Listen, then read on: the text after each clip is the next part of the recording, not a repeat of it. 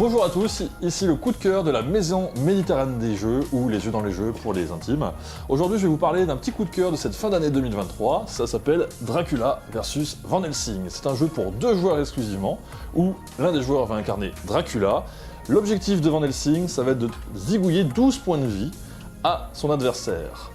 Pendant ce temps-là, Dracula, lui, il aura 2 missions, soit tenir 5 manches, soit, en l'occurrence, réussir à transformer 4 habitants d'un même quartier en vampires assoiffés de sang.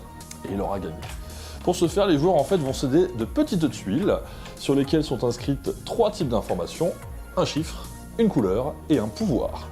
À un tour de jeu, c'est très simple, un joueur va tirer la première carte de sa pioche, et il va choisir de soit défausser la carte qui vient de sortir, et il effectuera son pouvoir, ou alors il décide de prendre cette tuile et de l'utiliser pour remplacer une des tuiles présentes sur son petit chevalet.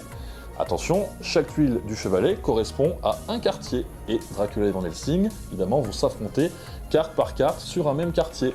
Le joueur qui aura à la fin d'un certain nombre de manches la meilleure carte emportera son quartier. Si c'est Van Helsing qui réussit à gagner ce quartier, il aura le droit de lui mettre un point de dégâts à Dracula, et donc il se rapprochera un petit peu de la victoire, Van Helsing.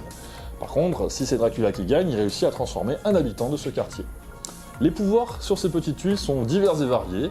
Ça peut être du switch de tuiles, ça peut être d'obliger l'adversaire à révéler des tuiles, ça peut être également de rejouer un deuxième tour. Bref, il y a plein de petits retournements de situation.